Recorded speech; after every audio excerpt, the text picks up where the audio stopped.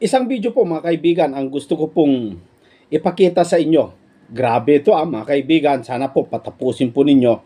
Kasi ito ay kung paano po ibunyag ang kapatid na Eli yung turo ng mga ministro ng Iglesia ni Cristo tungkol po sa kanilang aral. Kung paano po niya susuriin. Running debate po ito. Napakaganda pong panuorin. Makikita po ninyo mga kaibigan kung paano po ipaliwanag ni Brother Eli o paano niya tutulan yung mga pinapalabas po ng mga Iglesia ni Cristo tungkol po sa kanilang aral.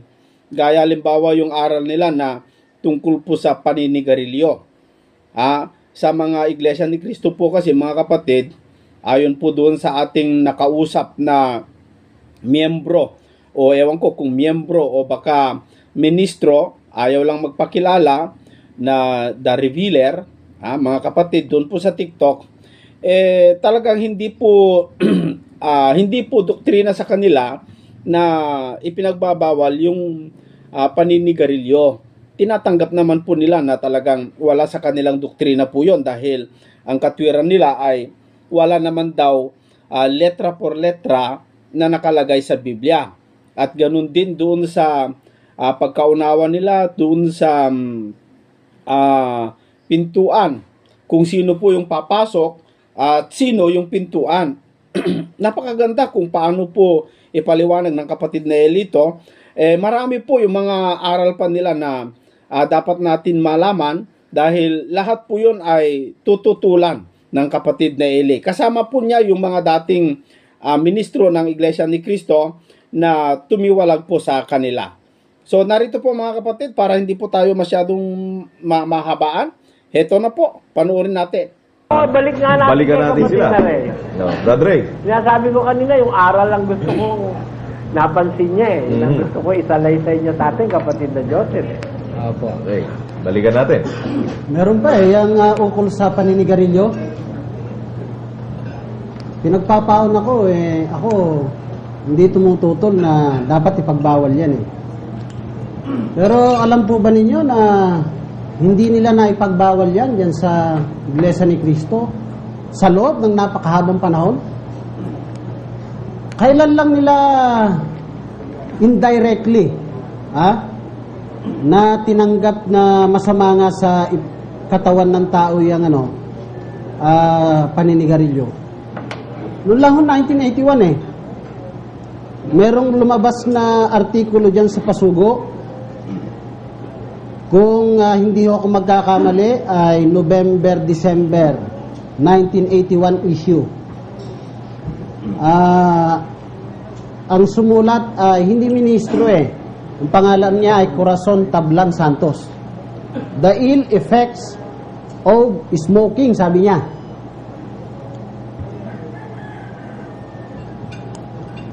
Kung i-rewind uli natin ang panahon, mula 1980 hanggang 1914, ipinahintulot nila yan, paninigarilyo. Hindi kakaunting mga ministro, mga may tungkulin at mga kapatid sa iglesia ang namatay sa sakit, nabunga niyang paninigarilyo. Pero bakit hindi nila may pagbawal noon? Kasi mga ministro rin nangangatwiran Hindi naman na niya mababasa sa Biblia, bawal manigarilyo ibig bang sabihin, noong 1981, tinupad na nila yung pagbabawal ng paninigarilyo? Hindi rin nagkaroon ng epekto nung una yan Pati mga ministro, patuloy pa rin sa paninigarilyo sabagay ako hindi naninigarilyo, pero may nakita ako nangasiwa ng pagsamba Huling awit na, Brad Romy. Pag huling awit na bago mag-texto, dapat nasa loob na hindi makapasok dahil sa naninigarilyo Tayo muna, sabi niya. Tapusin ko lang ito. Nung ibuga niya yung buga ng sigarilyo, korting puso pa Sunod-sunod Alam ba nyo, mga mid-80s, mga 1984 siguro, 1985, sa klase namin sa mga distrito, lahat ng mga sigarilyo namin noon ay obligadong dalhin mo ron sa harap ng lamesa ng namamahala. At pinagpirma kami noon na hindi na kami maninigarilyo. Eh yung mga talaga naninigarilyo, kahit masama loob, pumirma rin. Masususpindi yun pag di pumirma eh. Takot lang niya, di po ba? Pero pagkatapos nun, tuloy rin ang paninigarilyo.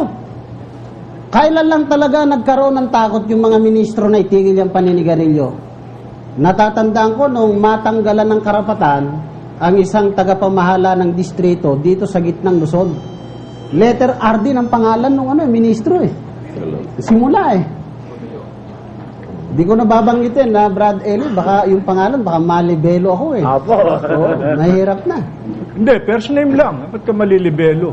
Halimbawa, Roland. O, sino Roland? Dami Roland. Oo nga, no? First name? Yung name lang, first name. Sino? O, nung matanggal yon sa pagkanamamahala dahil sa... Ayaw mo sumama sa club, ha? Dahil nung matanggal, nagkaroon ng takot yung mga ministro talaga. At alam ba ninyo na nung simula ng dekada 90, natatandaan ko, hinahanap ko nga yung circular eh. Pero meron ako check file noon. Isang circular na tumatalakay sa environmental protection, binanggit doon na kahit yung mga karaniwang kaanib ay pinagbabawalang manigarilyo na. Isipin nyo ito ang masamang impact niyan, Brad Romy eh.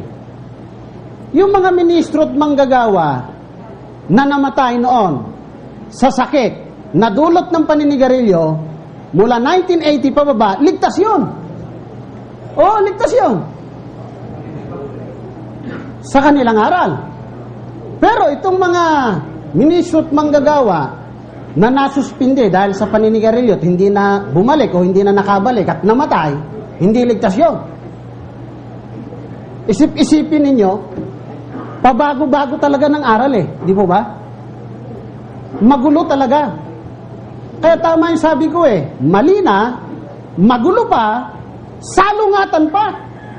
Paano matatanggap yan ng isang taong may matinong kaisipan, mga kapatid? Pero alam ba nyo, hanggang ngayon nga, marami pa rin naninigarilyo eh. Marami pa rin. Talagang walang kapangyarihang ipatupad talaga sa kanila yung aral. Brad Eli. Opo. Alam niyo, napakasarap magsalita nung tinatalakay natin eh. Pero mas maganda siguro sa mga susunod na pagkakataon, may pipresenta ko sa kanila yung mga ebidensya ng mga sinabi ko. Kasi sabik na yata magtanong itong mga panauhin natin dito ngayon eh. Alam niyo kapatid na rin, obserbahan ko lang yung sinasabi niyo tungkol dyan sa paninigarilyo. At alam ba ninyo kung bakit hindi nila maipagbawal yung paninigarilyo noon?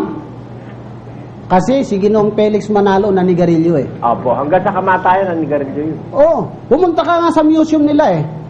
Nung ako'y pumunta ron, kitang-kita ko yung pipa, lalaki eh. Pati nga yung mga natirang hindi nasigarilyo, nandun pa noon eh. Pero ewan ko lang, kung meron pa ngayon, baka inalis na siguro. Totoo po yan. At ako nakasaksi yan. At saka kung alimbawa, kapatid na Ray, talagang huling sugo na si Mr. Manalo. Bakit hindi niya naituro? Huli na pala siya na bawal ang paninigarilyo, kapatid na Ray. At ngayon itinuturo nila. Bagay, kung tinuturo man ngayon, hindi naman umi-epekto rin yata. Mga kapitbahay ko rito, puro mga naninigarilyo rin. Iglesia ni Cristo yung mga yun. Yan isang pruweba talaga sa sinasabi ni kapatid na Ray na pabago-bagong aral ng Iglesia ni Cristo. Brad Eli. Opo. Yung kung huling sugo, naituro sana niya, no? Mm-hmm. Huli nga. Huling-huli. Na talagang hindi sugo ng Diyos, di ba?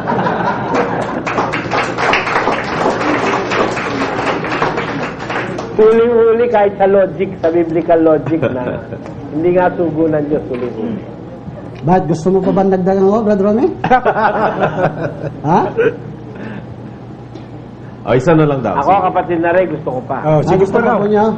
Hanggat hindi ka nalilibelo, bira!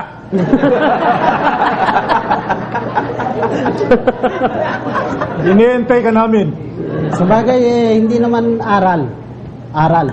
Pero kaya ko pupunahin dahil sa apektado yung kaligtasan ng miyembro Nung una, pwede namang mag-aral yung mga estudyante ng Iglesia ni Cristo sa mga sectarian schools May mga nag-graduate sa kanila sa Santo Tomas, ganyan, di ba? University, Lasal, iba't iba pa. Pero ngayon, pinagbabawalan silang mag-enroll sa mga eskwelahan na yan. Dahil may eskwela na kayo Tama, Brother Nick. Mula nung magkaroon ng eskwelahan ng Iglesia ni Cristo, bawal na. Tayo muna, anong negatibong epekto kapag salangsangin yaon? Ito po kapag ikaw magulang, halimbawa may tungkulin ka sa iglesia, diakono ka o diakonesa ka, o whatever na tungkulin. At meron kang anak na nag-aaral sa sectarian schools, tatanggalan ka ng karapatan. Hindi ba yun natanggalan ng karapatan, Brother Ronnie, sa kanila hindi maliligtas? Isipin mo, yun lang nag-aral yung anak mo roon sa paaralan na hindi paaralan ng iglesia tanggal ka ng tungkulin at hindi ka na maliligtas. Napakasakit naman yata niyan. Masyadong panggigipit naman sa karapatan ng kapwa yan, kapatid na rin. Oo. Isa pa, halimbawa, ikaw mismo na estudyante, may tungkulin ka, mangawit ka, may tungkulin ka sa kadiwa o whatever, mag-aral ka sa ibang hindi ka naman ititiwalag tatanggalan ka ng karapatan, mag-aral ka sa sectarian schools. Halatang halata hindi man direksa, na pamimilit na doon sa paaralan ng iglesia, mag-aral. Hindi bali sana naman kung libre sapagkat ang mga miyembro rin naman na nagpatayo noon di ba? Pera rin naman ng mga kanibang pinampatayo ron. Hindi magbabayad ka pa rin Ito pa isa, marami yan. Masundot ko lamang po, Brother Ray, yung inyong tungkol sa pag-aaral ng anak nyo sa ibang eskwela na hindi pag-aari ng iglesia. Yung pong sectarian Paano po itong sinulat na ito ni Ginoong Mel Gabriel? Ito ay tinalakay po dito yung parang maikling talambuhay ng kanilang kinikilalang sugo na kinilala nyo rin naman isang panahon.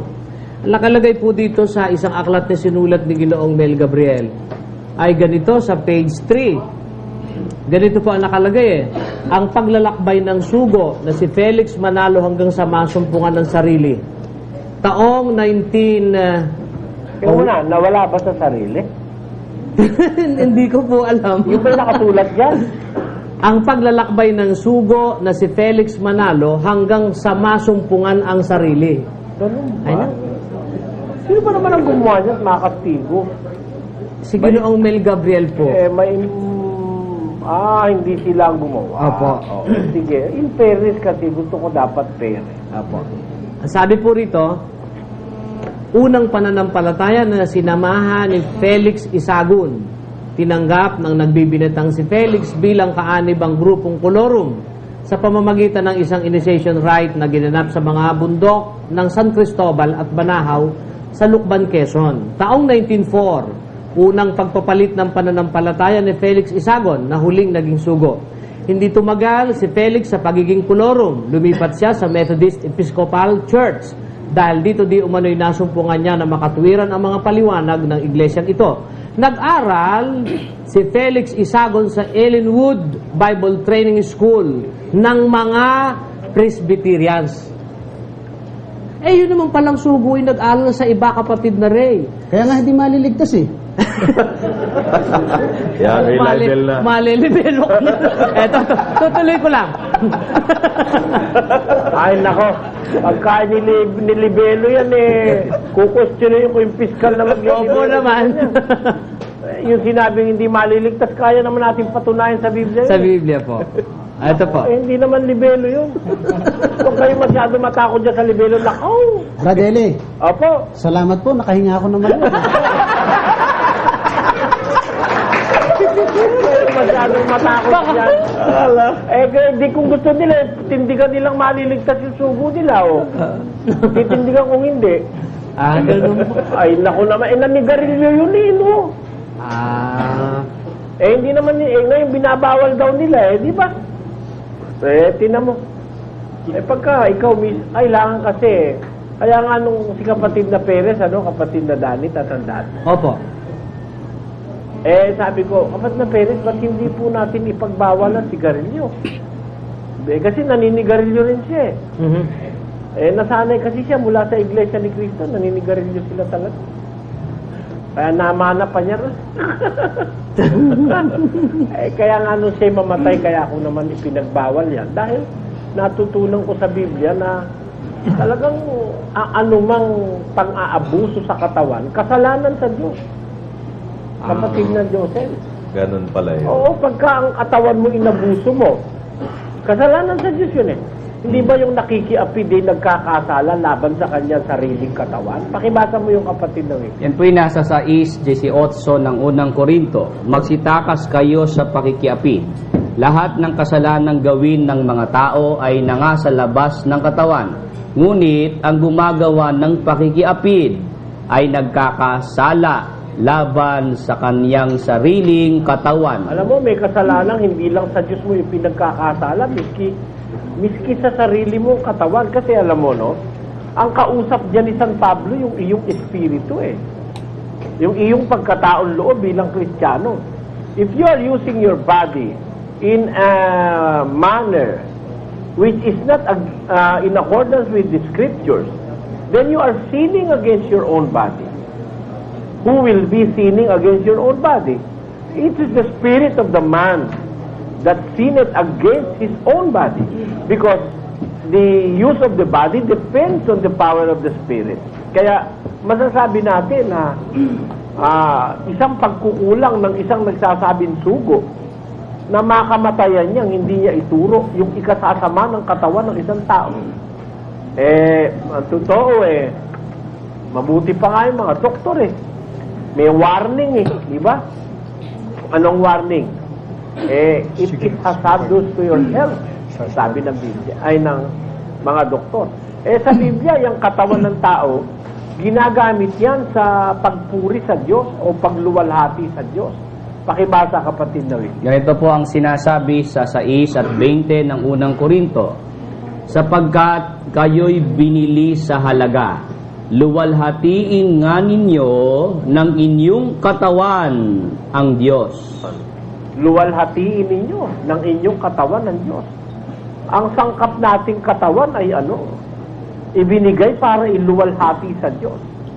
At ano man ang wika ay inyong ginagawa, pakibasa mo yung kapatid na Willie. Ganito po ang sinasabi dito po sa aklat naman ng Kolosas, yan po'y nasa 3:17. At anumang inyong ginagawa sa salita o sa gawa, gawin ninyong lahat sa pangalan ng Panginoong Hesus na nagpapasalamat kayo sa Diyos sa pamamagitan niya. Ayon. At yung pang isang talatang sa ikaluluwalhati ng Panginoon. Ito naman po ay nasa 10:31 ng unang Korinto. Kaya kung kayo nagsisikain man o nagsisiinuman o anuman ang inyong ginagawa, gawin ninyo ang lahat sa ikaluluwalhati ng Diyos. Ikaluluwalhati ng Diyos ang dapat maging punto ng paggawa. At maging ng ating katawan, luwalhatiin ang wika ninyo ng inyong katawan ng Diyos. Paano mong susundin nyo kung winawasak mo yung katawan mo sa paninigarilyo? O kaya sa pag-inom ng alak, o kaya sa pagpupuyat sa sugalan. Di ba, kapatid na Josel? Opo. Kaya masasabi natin talaga isang pagkukulang ng nagsasabing kay sugo na hindi niya ituro yung paninigarilyo ay talagang masama yan. At walang Kristiyanong nanigarilyo, kapatid na Josel. Wala silang bisyo. Ang mga unang Kristiyano nagpilit mamuhay as simple as it can be. As they can be. Pero Brother Eli, yun pong argumentong sinasabi nila na hindi naman daw po mababasa ng letra por letra sa Biblia. Ay, nako, isang sagot lang yung paltos na yun. Hindi rin mababasa sa Biblia yung bawal ang shabu by implication, lalabas, pwede na rin sila mag-shabu. Kasi walang letra por letra. Wala naman shabu sa Biblia Opo. Kung sinasabing bawal hindi walang mababasa sa Biblia, bawal manigarilyo, hindi lang sila marunong magbasa. Ako babasa at mababasa ko. Sila may sabi nun eh. Pero pag si Brother Eli nagsabi, mababasa Ay, yun. talagang babasahin ko. Subukan nila sa diskusyon. Oh, ayan. Gusto nyo tema yan? Kabularan? Pwede. Di ba? Nako, oo. Ayan. Wala talagang buting may dudulot yan. Natatandaan ko, sabi nga ni Brother Eli, ano yan eh. Unti-unting pagpapakamatay. Installment. Installment. Sinisira mo mismo, katawan mo eh. Na ibinigay ng Diyos sa'yo para ipaglingkod sa Kanya. Opo. You are going against His will. By destroying your body and spending your resources and your life, just doing things which are not profitable for anybody. Ang totoo, you are causing a great, sabihin nating damage to yourself and to the one nearest you. Alam mo ba ang sa pagsusuri ng siyensya, Ano po? mas masama ang epekto nung naninis sa paninigarilyo, yung ibinugang usok dun sa hindi naninigarilyo kaysa sa kanya.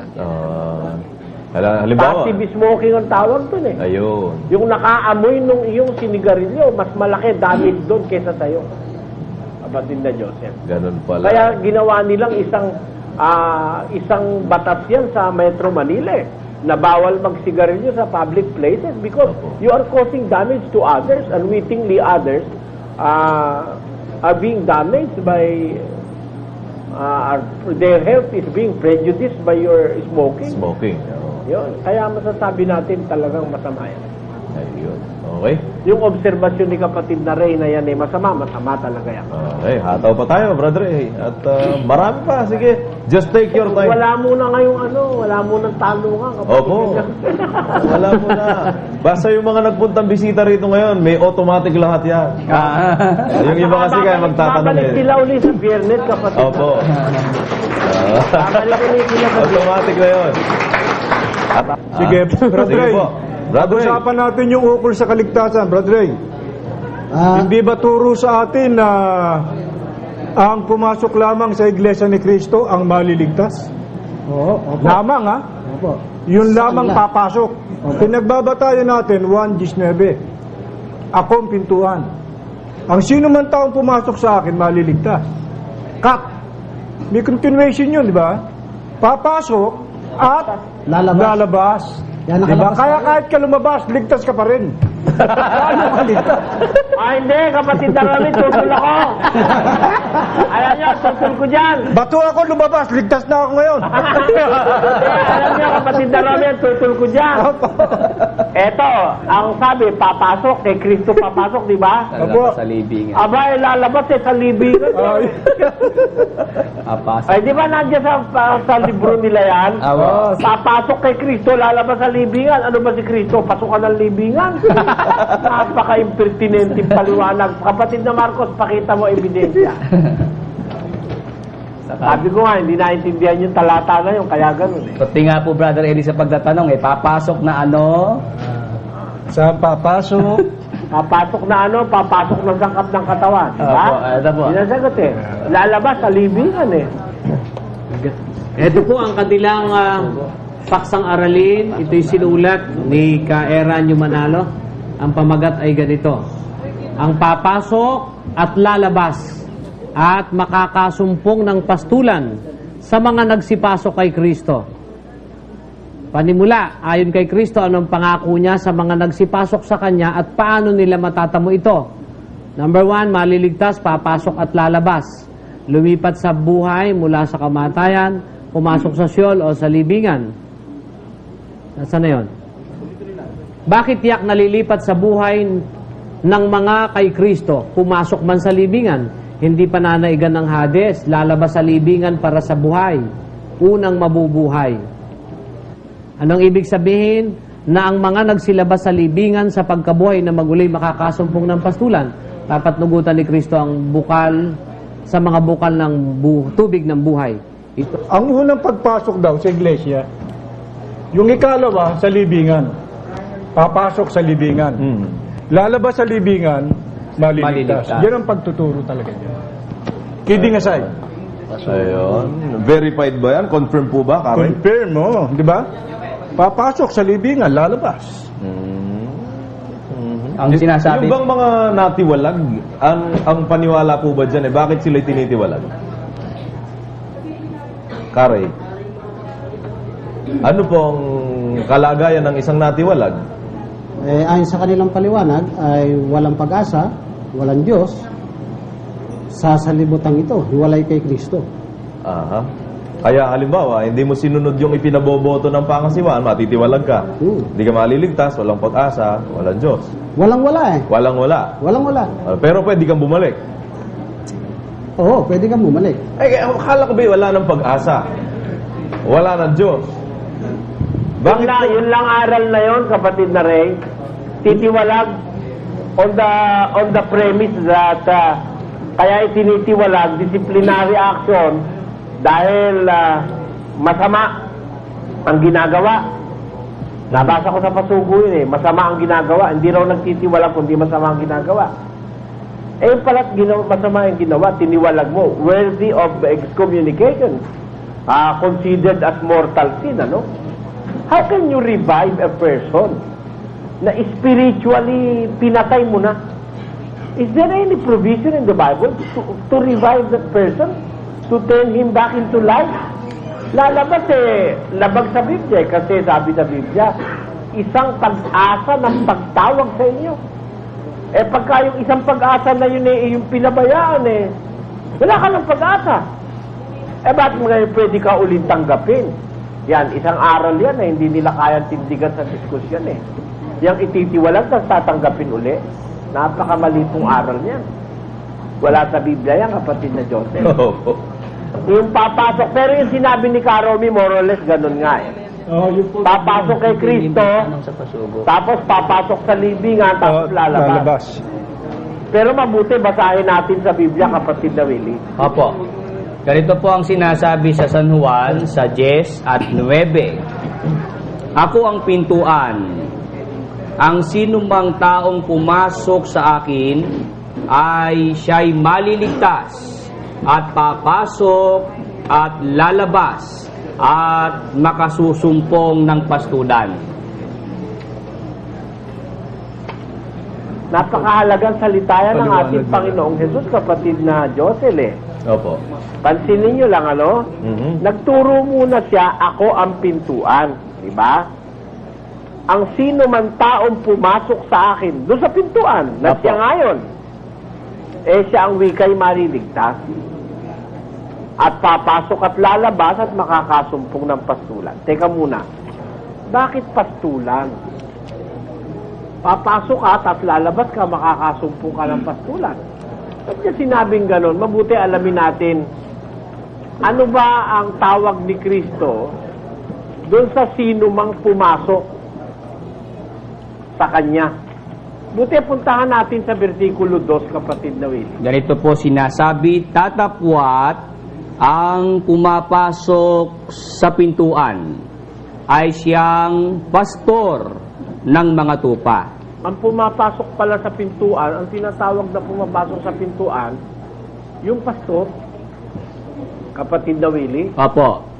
Ba't naman nakakapasok yung pastor sa pintuan ng kulungan? Tuloy. Binubuksan siya ng bantay pinto. At dinirinig ng mga tupa ang kanyang tinig at tinatawag ang kanyang sariling mga tupa sa pangalan at sila'y inihahatid sa labas. Aba, kaya naman pala pumapasok. Pastor pala yung pumapasok na tinutukoy doon Opo. At kaya siya pumapasok para sunduin yung mga tupa sa loob ng kulungan. Opo. At dahil ihahatid sa labas yung mga tupa. Bakit ihahatid sa labas? Papastulin makakasumpong siya ng pastulan sa labas. Papakainin. Ganito yan, kapatid na Willie, Opo. Walang pastor na ang tupa niya ikinulong ng ikinulong. Gago yun. Magkakamatay ang tupa pag nakakulong. Diba? Opo. Kaya ikinukulong ang tupa, kumbaga rest, hour of rest yon. Pero pagka kailangan pakanin ng tupa, aba, inilalabas yan ng pastor. Tamo yan, hindi napansin ni Manalo yung kanyang turo na yan eh. Yung salitang ilalabas dyan, kasi kaya lalabas, ihahatid niya yung tupa sa labas eh. Di ba? Opo. Papakainin sa pastulan. Di ba ganun yun? Ewan ko kung nakuha ni kapatid na Ray. Nakuha niya na po ba yung Tadrey? Opo. Buha po. Kaya pala naman lalabas eh. Papasok muna siya. Yung pumapasok sa pintuan, pastor yun ng tupa. Bakit ang taong pumasok? Hindi po pwedeng makapasok yung hindi pastor eh. Hindi siya bubuksan ng bantay pinto eh. Di ba kapatid na Willie? Opo. Para ka makapasok, bubuksan ka ng bantay pinto. Dahil, pagka hindi ka talaga pastor, hindi ka pagbubuksan ng bantay pinto. Kaya yung hindi pastor, para makapasok, dumadaan sa ibang daan eh. Yun naman ang tulis at magnanakaw. Nasa Gis 1 yun, di ba? Pero yung nakakapasok sa pinto, meaning, kaya siya nakapasok, not because of his power, but there is somebody powerful than him who opened the door so that he can enter into the kulungan. Di ba? Pag nakapasok ka, kilala ng tupa yung tinig mo. Yayayain mo na yung mga tupa, ilalabas mo na. Dahil ang tupa, hindi ikinukulong lagi. Nilalabas yan para makasumpong ng pastulan. Ayun, kaya tamang-tama yung sabi ni Kristo, ako ang wika ang pintuan. Ang pumapasok sa akin, yung pastor, Opo. ay maliligtas yun. At papasok siya at lalabas, makakasumpong ng pastulan. Bakit? Kasi papastulin niya yung mga tupa eh. Ayun. Baka kapatid na Joseph. Yan ang hindi naintindihan ni Kamanalo. Ganun pala yun. Karomi, ano kung pasukan? Ayon sa paliwanag niyo. Marami silang pinapasukan pero ibig ko sabihin Ingat, pagpasok sa iglesia, isa. Pagpasok sa libingan, dalawa. O hindi marami nga. Pagka ginamit mo dalawa, higit pa, marami yun. Diba? Just read between the lines. That's it. Ay, kapatid na Romy, tutol ako. Hindi lahat ng tao papasok sa libingan eh. Paano yun? Hindi na. Papatunayan ko, meron tao hindi papasok sa libingan. Meron po ganon? Meron. Gusto mo, sabihin ko sa'yo kung sino? Igadat ng buhay. Gusto mo, papasasabihin ko sa'yo? Pwede po. Hindi papasok sa libingan. Alam mo, marami ngayon astronaut saka cosmonaut naglutang-lutang sa space. Ay. Nagkamatay doon, hindi nga nakabaong eh. Paano papasok sa libingan yun, ano? Ha? Opo. Hindi nakapasok yung sa libingan dahil namatay sa space. Hindi na nila ma-retrieve doon. It is very costly for them. O ngayon, ano ang ibig ko sabihin? Kung halimbawa, iglesia ni Cristo yun, hindi na napasok sa libingan yun. Paano matutupad ngayon yung sinabi ni Cristo na lalabas? Ano lalabas ang libingan nun? Di, wala. Kaya, yung iglesia ni Cristo, paniniwalang hindi international, hindi universal truth ang daladala eh. Kasi, lalabas, yun lang makakalabas sa libingan yung napasok sa libingan. Paano yung hindi napasok sa libingan? May question kapag there is somewhere, somehow, there will be questions leaving or left behind na hindi nasasagot ng pananampalataya. Nakita na po, Brother Eli, yung pasugo na hinahanap po natin. Sige. Do the honors, kapatid na Dani. Ito po ay nakasulat sa pasugo. Issue po ito noong Agosto 1974. Sabi po ay ganito. Ano ang pintuan na patungo sa buhay? Alin kaya ito? Juan 10:9. Ganito ang paliwanag ng ating Panginoong Hesus. Ako ang pintuan, ang sino man taong pumasok sa akin, siya ay maliligtas. Sa talatang ito ang ating Panginoong Hesus ay nagsasalita. Sinabi niya na siya ang pintuan at ang sino mang taong pumasok sa kanya ay maliligtas. Siya ang pintuang patungo sa buhay sapagkat ang pumasok sa kanya ang maliligtas. Paano ang pagpasok sa ating Panginoong Hesukristo? Papasok na ano? Sa kanya ang tao. Sa unang Korinto 12:27, ganito ang pagtuturo. Kayo nga ang katawan ni Kristo at bawat isa'y sama-samang mga sangkap niya. Ang taong papasok kay Kristo ay dapat pumasok bilang sangkap ng kanyang katawan. kapag ang tao ay pumasok kay Kristo, siya ay magiging sangkap ng kanyang katawan. Yun po yung tanong, Brother Eli, na itinanong nila na parang napakahirap intindihin. Papaano ang pagpasok sa ating Panginoong Kristo? Papaano o papasok na ano sa kanya ang tao? Pasok na ano? Papasok na ano? Di ba pasok na tao? Ang pagpasok, ayon sa kanila, yung pagsangkap sa katawan. Opo, pero natatandaan nyo, Brother Romy, ganito rin ang tanong nyo nung araw, papasok na ano? Para lang sundutin noong 12 at 27 ng Korinto na parang sangkap ng katawan or pag-anib sa iglesia. Right. Ayun. Yun po ang paliwanag pala nila doon. Sa 10 at 9 ng Juan. Ito Pero naman lalabas. Saan naman daw ay lalabas? hindi po nila pinaliwanag sapagkat pinutol na po yung talata, Brother Eli. Hindi, ang lalabasan, nasa 1, 5, 28, 29. Doon lalabas. Buti po. 1, 5, 28, 29. Sa Juan 5, 28, 29, pati yung mapapahamak lalabas din eh. Lalabas sa libingan. O lalabas din yung masama eh. Oo. Lalabas ang nagsigawa ng mabuti sa pagkabuhay na maguli sa buhay. At ang nagsigawa ng masama, lalabas din sa pagkabuhay na maguli sa pagkatol. Opo. Nako, mahirap matanggap yan. Ayun. Ang gulo, no? Medyo malabo nga yung tanong. Napakamasalimuot. Biro mo kay Kristo papasok tapos lalabas sa libingan. Kaya buti nga ako, nakalabas ako dyan, masisira ulo ko dyan. Parang ang layo, parang nag-time warp, kapatid na Josel. Pumasok kay Kristo or sa iglesia. Pumasok sa ulong Kristo, nakarating sa iglesia. Nung lumabas, sa libingan na. Paano po, Brother Eli, yung papasok at lalabas at makakasumpong ng pastulan? Meron ba naman pumasok sa libingan na may patulan pa ron? Yun nga po ang hindi nila naipaliwanag. Alam mo kasi ganito, kapatid na Dani, may mga tricks sila na very, let us say, very fishy na paliwanag, very tricky, ano? Kagaya ng binasa mo dyan sa pasugo, na papasok daw kay Kristo bilang pintuan, di ba? Opo. Bakit nung mapasok kay katawan ang napasok? Hindi ba si Kristo yung pintuan ng kulungan? Opo.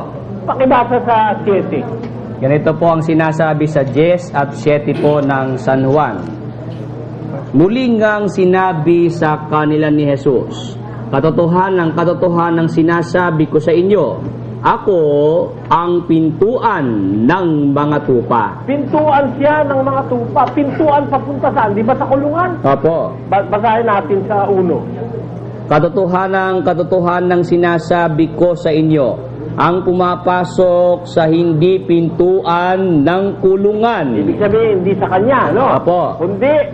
Kundi umaakyat sa ibang daan, ang gayon ay tulisan at magnanakaw. Si Kristo pala yung pintuan ng kulungan, ba't nung pumasok ay sa katawan napunta? Kaya maling pagdurugtong ng talata eh.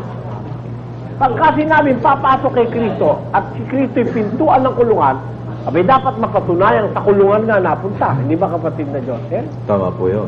Bakit naman sa katawan? Kaya alam mo yan eh, kumbaga pagdudugtong yan ng isang buntot ng baka, idinuktong sa daga, sa lapat. Ganun ang liit. At dagang bubuit pa ang pinagdugtungan. Naalala ko yung dagang yon. Nasaktan ba? Nasaktan? Maganda yung nalagay dun sa kambing naman. Pwede na yan.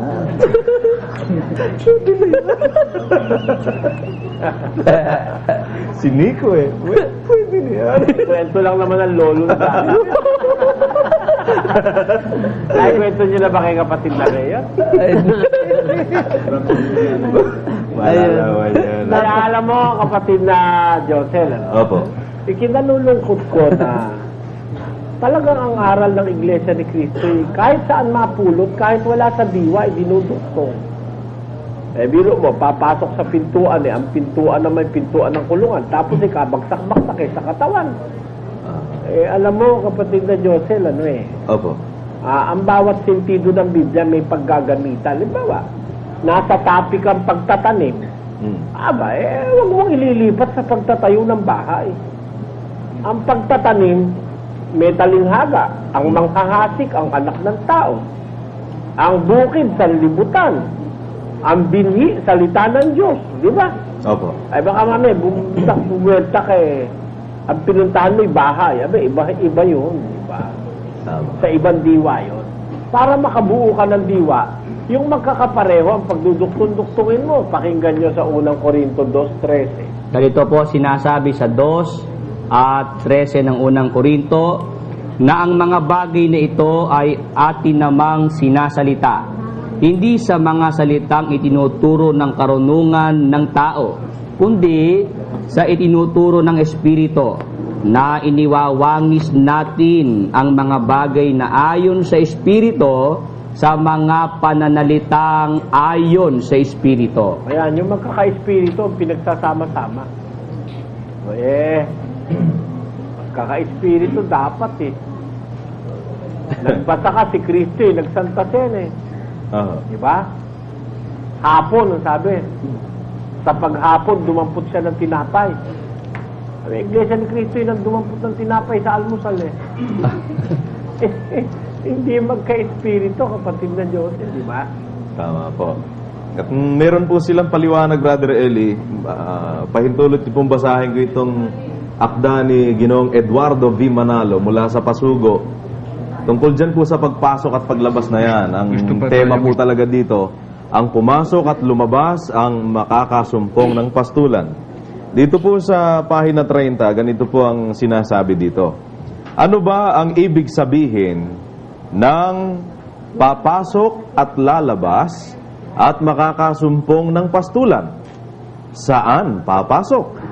Dapat mapuna sa Juan 19 na may dalawang pagpasok. Ang unang pagpasok ay sa iglesia. Ang nakapasok na sa iglesia ay papasok uli. Sa Isaiah 38:10 ay ganito ang ating mababasa. Aking sinabi, sa katanghalian ng aking mga kaarawan ay papasok ako sa mga pintuan ng Sheol. Ako'y nabawahan sa nalalabi ng aking mga taon. Saan daw papasok ayon sa Biblia? Sa Sheol. Ano ba ang Sheol? Sa Biblyang Ingles ay ganito ang isinasaad. I said, in the cutting of my days, I shall go to the gates of the grave. King James Version. Ang Sheol ay ang libingan. Kaya saan papasok? Sa libingan. Pagkatapos ay lalabas. Saan naman lalabas? Sa iglesia ba? Hindi. Kung gayon ay saan? Saan manggagaling iyong mga bibigyan ng buhay na walang hanggan? Sa Juan 5:28-29 ay pinaliliwanag sa atin ang ganito.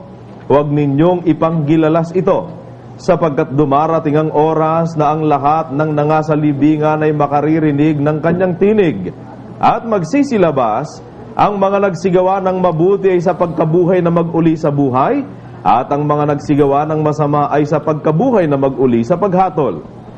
Ang mga pumasok sa libingan o mga namatay kay Kristo ay sa libingan lalabas sa pagkabuhay na mag-uli. Tiyakin pa rin natin kung sino itong mga nangabuhay para sa buhay na walang hanggan. Sa Apokalipsis 20:6 ay ganitong isinasaad, mapalad at banal ang makalakip sa unang pagkabuhay na mag-uli. Sa mga ito'y walang kapangyarihan ng ikalawang kamatayan, kundi sila'y magiging mga saserdote ng Diyos at ni Kristo at mga haharing kasama niya sa loob ng 1,000 taon.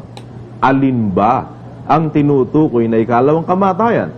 Sa versikulo 14 ay ito ang nakasulat. Ang kamatayan at ang Hades ay ibinulid sa dagat-dagatang apoy.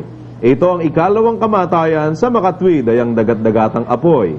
Ang mga namatay kay Kristo o mga iglesia ni Kristo ay wala ng kapangyarihan sa kanilang ikalawang kamatayan o ang dagat-dagatang apoy.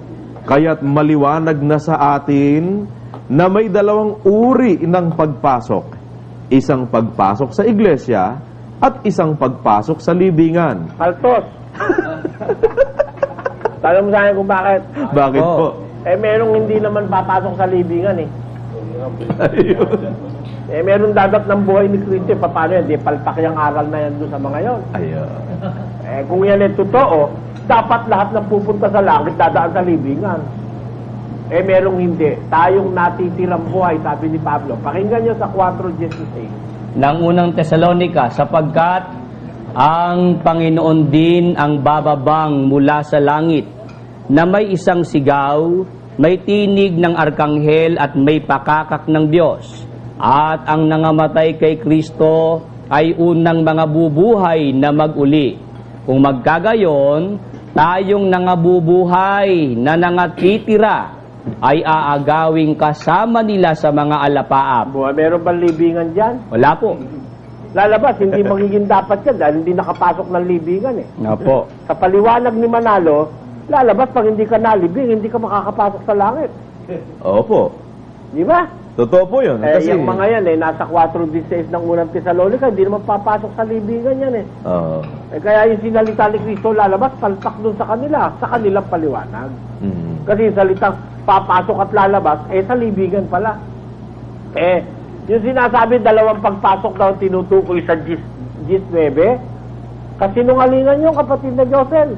Bakit po? Basahin natin uli kung dalawa nga ang pagpasok doon. Ganito po sinasabi sa 10 at 9 ng San Juan. Ako ang pintuan. Ang sino mang taong pumasok sa akin ay siya'y maliligtas. Yung pumasok na yun sa unang pagkakataon, ano sabi?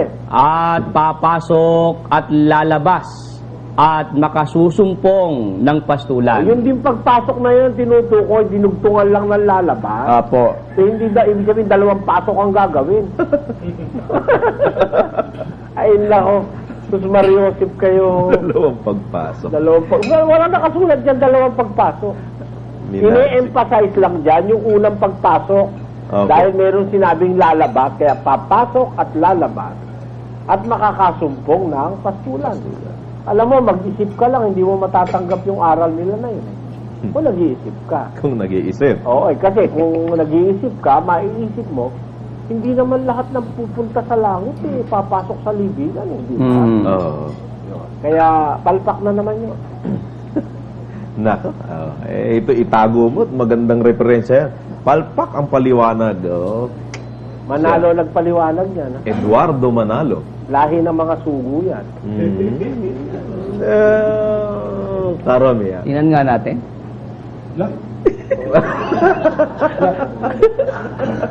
Anyway, balikan natin si Carey. Marami pa siya eh. Brother Eli, Opo, meron akong predicament dito eh. ano po yan? Pakitulungan ninyo nga ako kung ano ang pipiliin ko. Sige ho. Una, marami pa talaga akong ilalabas eh. Talagang pinaghandaan ko eh. Pero, napipigilan akong ilabas lahat dahil baka makaharap ko sila sa debate eh. Mapaghandaan na ako ah. Yun ang isa. Bakit po? Bakit kayo mapapaganda? Eh, sinasabi ko na yung ano eh, yung mga puntos na dapat nilang sagutin eh. Ikalawa ho, gusto ko namang ilabas na lahat. Ngayon, bakit? Eh baka hindi na ako tumagal naman yung buhay ko, hindi ko naman na mailabas lahat. Eh, ang sabi naman kasi ng Biblia, huwag mong ikait ang saway sa kinauulan pag nasa kapangyarihan mong gawin. Eh, lahat naman ho ng pagkakataon nasa inyo ngayon para sabihin lahat yan, kapatid na rin. Huwag kayong mag-alala na marinig nila lahat yan dahil hindi nila alam ang sagot dyan. Eh, alaman nila yung bandita eh. Sagot naman eh, hindi eh. Huwag kayong mag-alala rin, kapatid na rin. Eh, meron lang kong papakita sa inyong talata eh. Maiintindihan yung yan salitang papasok at lalabas eh. Hindi nila naiintindihan eh. Eh, biro mo yung pumasok eh, lumabas sa libingan. Pumasok kay Kristo. Ang totoo, meron po tayo niyang isang balangkas ng paksang kung saan tinalakay. Alam nila kapatid na Josel yan sa kanila kapatid na Dan. Yang 10 at buong kapitulo 10 ng San Juan. Nagulat nga yung ating mga matatandang kapatid nung aking ihana yung balangkas yan. Oho. Kasi ang isip ng maraming nagbabasa niyan yung papasok ay ordinaryong tao Hindi naman Ang papasok pastor, Gisdos ang papasok. At kaya nakapasok, binuksan ng bantay pinto. Hindi ka naman makakapasok kung di ka pagbubuksan Diba? Ngayon, sino yung pastor na pumasok? Sino yung taong pumasok na kung tawagin pastor ng mga tupa? At bakit siya pumasok? Para ilabas yung tupa at makasumpong ng pastulan.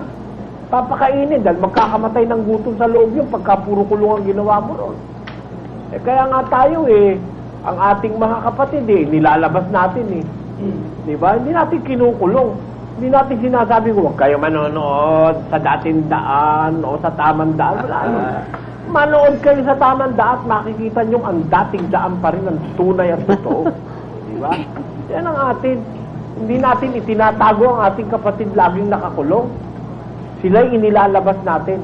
At yun ay tungkulin ng isang mangangaral na magkaroon siya ng kapangyarihang pumasok at lumabas at magpasok at maglabas. Pakinggan nyo sa bilang, kapatid na Win. Yan po nasa 27 ng bilang. Ganito po ang sinasabi sa talata.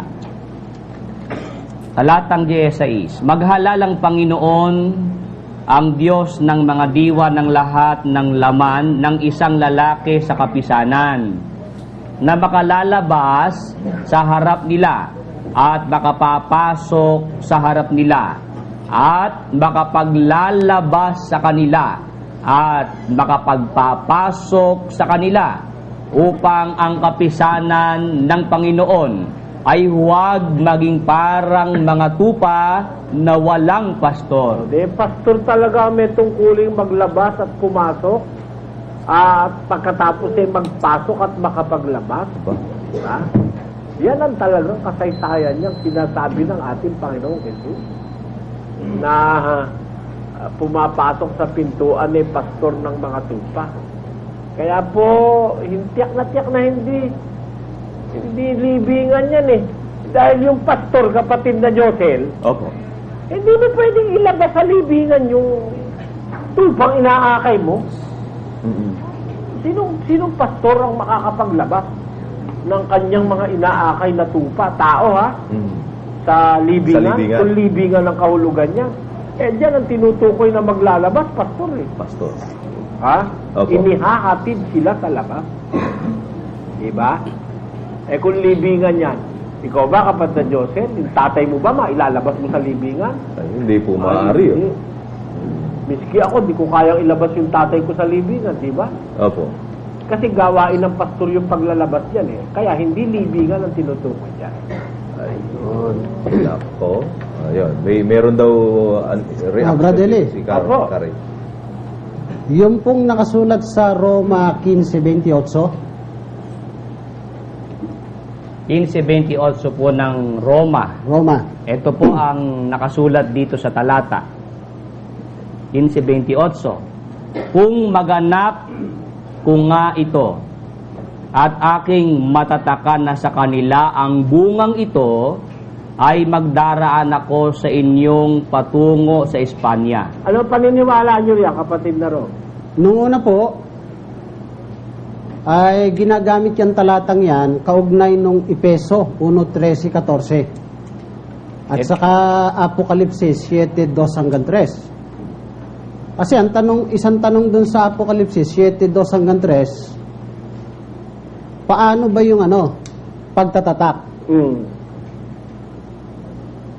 Basa po yung Efeso 1:13-14, pangangaral ng Ebanghelyo. Yun ang linya nun Ano katunayan, sabi nila, na may taong nagtatak o nangaral ng Ebanghelyo. Babasahin po yung Roma 15:28. Na si Apostol Pablo, binanggit yan, ay nagtatak. Pero sa aking pagsusuri, Brad Eli, Apo. at ako'y sumasampalatayang tama yung pagsusuri ko sapagkat ipakikita ko, paghambingin natin dalawa mamay yung kanilang pandoktrina, Yung pagtatatak na binabanggit dyan sa Roma 15:28, huwag tayong lalabas dyan, yan ay abuloy eh. Eksakto, kapatid Opo, na. abuloy. Eksakto. Nahalata po nila yan na mali sila yan ng paliwanag. Kaya binago nila yan sa kanilang pandoktrina. Meron naman yata tayong kopya ng bagong pandoktrina dyan yung serye 1989. Brad Marcos? Binasa kanina ni brother Kunin natin yan. Pakikuha nga po. Pang 1989. Sige. Doon kay Karay. Ano nga natin sa camera? Pakitutukan lang natin yan nakakasama. Ibig sabihin pala, hindi lang pasugo ang mga magkakakontra, pati pandoktrina. Ayan ba? Ito po, na pandoktrina ay serye 1976-77. Ito po. Dito po sa pahina 20, napakaliwanag po na ang iniugnay nila ron sa Efeso 1:13 hanggang 14. Ayan napakaliwanag ito, Roma 15:28. Sapagkat nahalata nila na hindi pangangaral ng Ebanghelyo ang pagtatatak na tinutukoy sa talatang yan, sinimplihan na nilang inalis yan sa bagong serye ng pandoktrina. Paano po yun, Karay? Ito po yung bagong serye ng pandoktrina, 1989. Paki-plus mo nga. Ito. Lapit mo pa.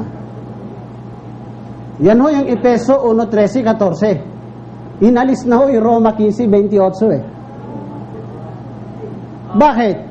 Sapagkat hindi tumutukoy sa pangangaral ng Ebanghelyo yung pagtatatak sa talatang yaon, hindi tumutukoy sa pangangaral ng Ebanghelyo. And that is very right. Opo, nahalata nila Kaya hinilot na nila. Tignan nyo yan, pabago-bago talaga ng aral. Napakaliwanag niyan. At saka hindi po pwede talagang patunayan na ang 15:28 pangangaral dahil miyembro na itong sinasabihan dito ni Pablo. Natatatakan niya yung kanilang bunga. Miyembro na po ito. Kaya hindi pangangaral ng Ebanghelyo ito, nawari bagang doon pa lang magkakaroon ng tsansang mangaral si San Pablo sa mga tao na yun, si San Pablo. Ang totoo, kung ikukoma lang natin sa 28, makakalataan natin hindi pangangaral ng Ebanghelyo itong bungang tinutukoy niya. Sa 20, sa 15:20, sabi ron, aking nilayon na maipangaral ang Ebanghelyo, hindi doon sa napagbalitaan na kay Kristo upang huwag akong magtayo sa ibabaw ng pinagsasaligan ng iba. Therefore, hindi na nangangaral si Pablo ngayon sa Roma. Dahil sinusulatan niya na tapos na siyang mangaral sa Roma. Sumusulat na lang siya rito, parang pagpapaalaala. Kaya yung bunga na tatatakan niya rito, hindi ibig sabihin pangangaral ito. Ito po, gaya ng sinabi niyo kapatid na Ray, ito po'y abuloy ng mga kapatid sa lokal ng Roma. Mababasa po sa konteksto niyan konting itaas lang yan. Opo, tataas lang. Mabuti, pakibasa mo kapatid na Willie, 24 mo. Ganito po sinasabi sa 15:24, pagparoon ko sa Espanya ay paririyan ako, sapagkat inaasahan kong makikita ko kayo sa aking paglalakbay. At ako'y sasamahan ninyo patungo doon pagkatapos na magkamit ng kaunting kasiyahan sa pakikisama sa inyo. Ngunit ngayon, sinasabi ko, ako'y pasa sa Jerusalem upang mamahagi sa mga banal, sapagkat binagaling ng Macedonia at ng Akaya na gumawa ng isang ambagang laan sa mga dukha sa mga banal na nasa Jerusalem. Kaya siya mamamahagi sa Jerusalem diba? Apo. Yung ambagang ginawa ng Akaya at ng Macedonia, pamamahagi. Tuloy. Oo, ito'y kalugod-lugod sa kanila, at sila'y may utang na loob sa kanila, sapagkat kung ang mga hentil ay naging mga kabahagi sa kanilang mga bagay na ayon sa Espiritu, nararapat naman nilang paglingkuran ang mga yaon sa mga bagay na ayon sa laman. Kung maganap ko nga ito at aking matatakan na sa kanila ang bungang ito ay magdaraan ako sa inyong patungo sa Espanya. Kaya, sa konteksto ka, abulo yung tinutukoy ni San Pablo dyan. Mamamahagi siya doon sa mga, sa kanyang, yan ang paglalakbay niya, pamamahagi yan ng katwiran sa iba't ibang lugar na pupuntahan niya. At tinutukoy niya pa nga riyan yung sinasabing bungan tatatakan sa mga taga-Roma, yung abuloy na kanilang inihahandog sa Panginoon Diyos. Mabuti, kapatid na rin, pakituloy niyo yung sinasabi niyo kanina.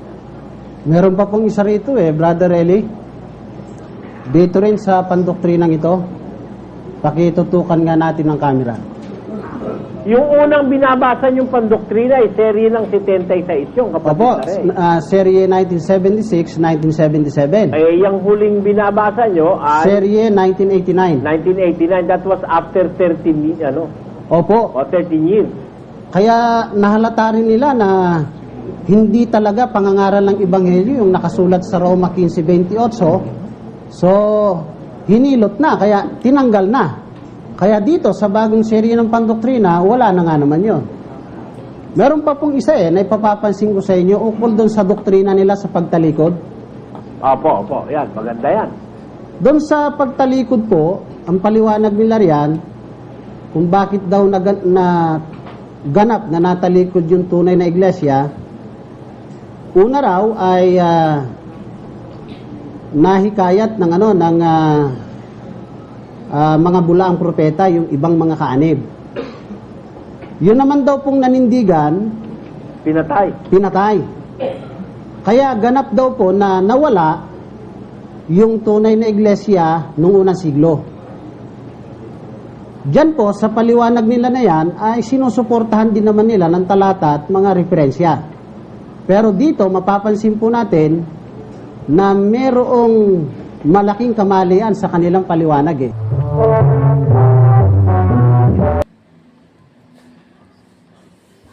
Alam niyo mga kaibigan at mga kapatid,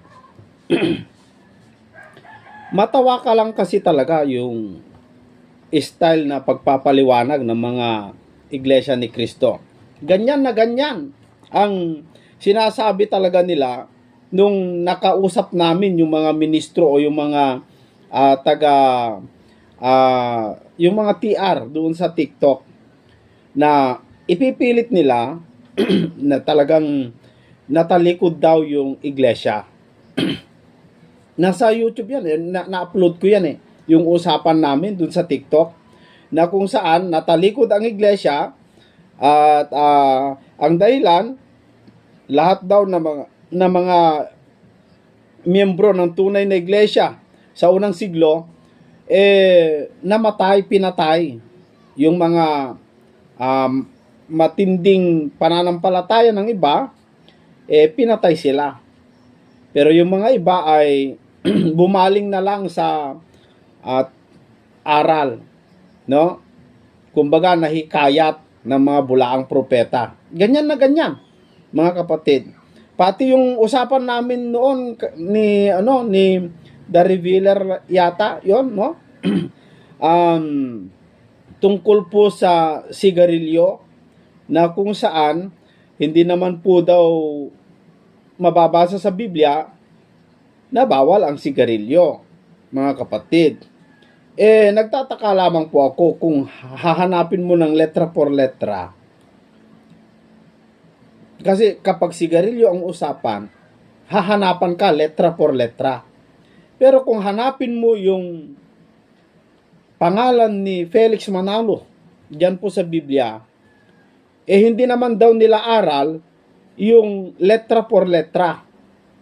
Ganun po kung magpalusot ang mga defensor ng Iglesia ni Cristo diyan po sa TikTok, no? Kasi marami po tayong nakakausap diyan po sa TikTok, no?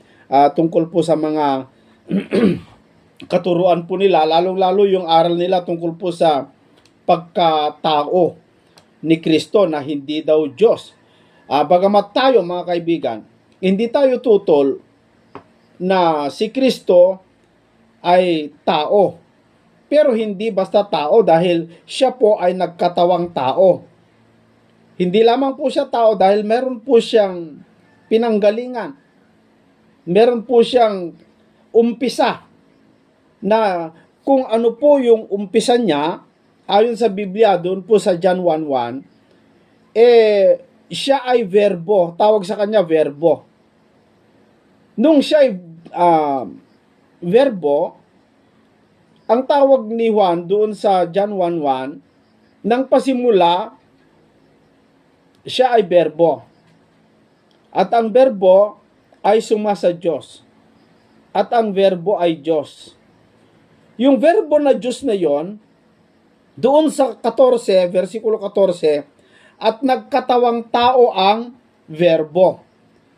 Yan po yung maliwanag. Nagkatawang tao ang verbo. Kaya, yung nagkatawang tao na po na yon, wala namang iba kundi si Kristo eh. Ayon kay Apostol Pablo, doon po sa 1 Timoteo 3:16, walang pagtatalo, dakila ang hiwaga ng pagka-Diyos, yaong nahayag sa laman. Sabi ni Apostol Pablo, dakila ang hiwaga ng pagka-Diyos, nino, yaong nahayag sa laman. Wala namang nahayag sa laman, kundi ang Panginoong Jesucristo. Kaya naniniwala tayo na si Kristo po ay hindi lamang po tao, kundi meron siyang dating kinaroroonan. Doon sa John chapter 6 verse 62, ano nga kung makita ninyo, ang anak ng tao na umaakyat sa kinaroroonan niya ng una. Sa makatuwid, meron siya talagang kinaroroonan ng una. Kung ano po yon, siya ay suma sa Diyos. Actually, mga kapatid, kasama nga ng Diyos nung nililikha niya ang daigdig mga kapatid. So, yan yung mga aral ng mga iglesia ni Kristo na nakita natin, mga kapatid, na talagang pumalpak, tulad lamang po yung tinalakay ng kampo ni Brother Eli na yung pumasok sa pintuan at lalabas, saan lalabas? Doon sa libingan na daw. Malayo talaga no? Mga kapatid, napakalayo po nun. Na lahat ay lalabas doon sa libingan. Lahat naman ay hindi naman nalibing yung mga namatay. Actually, yung mga kinain ng pating, paano kung meron pong miyembro ng Iglesia ni Cristo na kinain ng pating o namatay na lang noong Yolanda, no? Kasi alam naman po natin, maraming mga namatay sa panahon ng Yolanda. Maraming naanod. Paano kung merong isang Iglesia ni Cristo, hindi na nalibing yon? Kaya mali po na talagang yung papasok at lalabas ay sa libingan. Mali po yon. Talagang mali po yon, mga kapatid. Kaya dito, tamang-tama eksakto yung sabi ni Juan doon po sa 1 John chapter 4 verse 1. Binabalaan po tayo ni Apostol Juan na huwag tayong magsipaniwala agad sa mga espiritu. Kailangan suriin natin kung ito'y mula sa Diyos. Baka mula lamang po sa kanyang sarili dahil marami pong nagsilitaw ng mga bulaang mangangaral. Ang Jesus na ipinangangaral ng iba, mga kapatid, maraming Jesus po kasi. Yung salita kasi na Jesucristo o Jesus ay nakuha mula doon sa word na Zeus. Yung mga iba ay Jesus. Ang talagang pangalan naman ng ating Panginoong Jesucristo, Yeshua. Kapangalan niya si Joshua yung successor ni Moises. Nagtaka lamang po ako kasi nung i-translate Jesus. Pero nung i-translate yung pangalan ni Joshua ay Joshua pa rin, mga kapatid. Pero hindi po tayo doon sa word na pangalan. Doon po tayo sa aral. Kasi yung aral ng tunay na Jesus na itinuro niya sa mga alagad, yung Jesus na sinasampalatayanan natin ay anak ng Diyos na buhay. Ipinanganak ng Ama. Sa araw na ito, sabi doon sa awit 82, awit 7, 2 yata. No? Ang sabi niya na sa araw na ito, ipinanganak kita. E doon sa Hebreo, mga kaibigan, ang sabi po roon na walang tinawag sa mga anghel na tinawag niyang anak. Si Kristo lamang po. Bagamat anak po ang sinasabi ng Biblia, anak ng Diyos ang mga anghel, pero iba po yung pagkaanak ng ating Panginoong Jesucristo. Kasi si Kristo ay lumabas mismo o inuluwal o parte mismo ng Ama. Galing mismo sa Ama. Parte siya ng Ama. Kaya nga naniniwala tayo na si Kristo po ay Diyos dahil siya ay bahagi ng Ama. Hindi katulad sa atin na tayo'y anak ng Diyos pero anak bilang ampon. Pero hindi tayo binibilang na ampon. Pero ampon po ang tao, tayo ampon tayo ng Diyos. Bagamat sa sinabi ko nga na hindi tayo binibilang ng Diyos na ampon, pero iba yung pagkaanak ni Kristo. May nakausap ako nung araw na isa sa mga taga-TR, tinatawag nilang mga defensor ng Iglesia ni Kristo, na pantay daw, parehas daw. Si Kristo naman daw ay inano lang siya, mga kaibigan. Pinili ng Diyos bilang anak. Dati siya daw tao. Nag-umpisa lamang po kay Maria. Yan yung mga dapat nating natutunan na hindi po kaya tindigan, hindi po kaya pasinungalingan ng mga ministro o mga defensor ng Iglesia ni Kristo.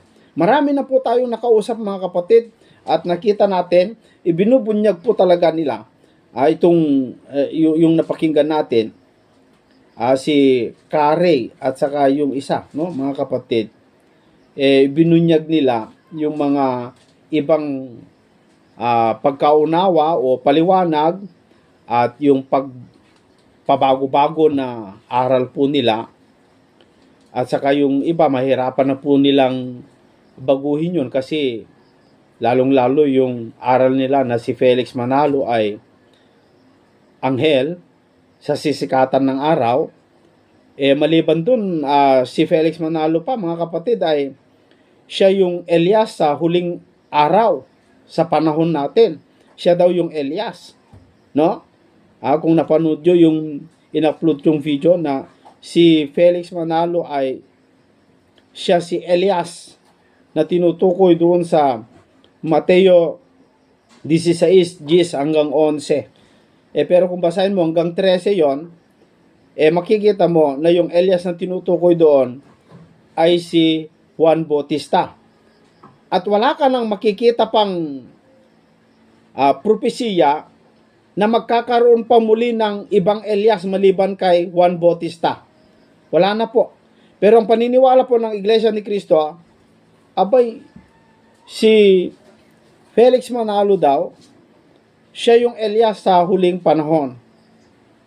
Malabo po yun, mga kapatid. Napakalabo na. Kaya, wag po tayong titigil, makinig sa programang ito kasi marami po tayong matututunan. Yung pagtutol po sa aral ng mga ibang mangangaral, doon mo makikita kung ano yung tama. Kasi kung hindi mo papansinin yung aral po ng iba, sabi kasi ng mga iba sa akin ay, ba't di ka na lang kasi mangaral? Ba't mo pa kasi pinapakinggan yung mga aral na yan? Alam mo, kung hindi mo pakikinggan, hindi mo mapapansin, paano mo matutulan? Pag may makapakinig, mga kapatid, malilito po ang tao Mahalaga po kasi na may bunyag natin na maipaliwanag natin. Marami po kasing aral na hindi po tumutugma doon po sa aral ng Biblia eh. Gaya halimbawa yung pagkain sa tinapay. Marami ang gumagawa pero literal na ginagawa eh. Pero yung pinakamahalagang paliwanag doon sa spiritual na paliwanag, kung ano ibig sabihin ng pagkain ng tinapay, yung mga miyembro hindi nila alam mga kapatid. O edi kailangan natin pansinin yon kasi ang naituro sa atin, basta kumain ka lang ng tinapay, okay na. Bilang alaala lang lamang po sa ating Panginoong Jesucristo. Ganun na lang po mga kapatid ang alam ng tao. Pero iba iba yung sinasabi sa Biblia na pagkain sa tinapay ng Diyos. Saan nang galing yung tinapay? Galing sa langit. Yung kinakain mo galing sa bakery wala akong pakialam kung kumakain ka, walang problema dun para sa akin. Kaya lang ang problema, hindi mo naman tinuturo, pinapaliwanag yung spiritual meaning ng pagkain ng tinapay. Dapat ipaliwanag mo din. Ganon, mga kaibigan. So, marami pa tayong mga bagay na dapat ibunyag, mga kaibigan. Salamat na lamang po sa inyo sa iyong walang sawang panunood at pagsusubaybay dito sa ating programa. Sana po ay i-share po ninyo at mag-subscribe po kayo bilang suporta dito sa ating programa. Maraming salamat po sa inyong lahat. Hanggang sa muli po, hanggang sa susunod. Dito lamang po sa programang Expose the Truth.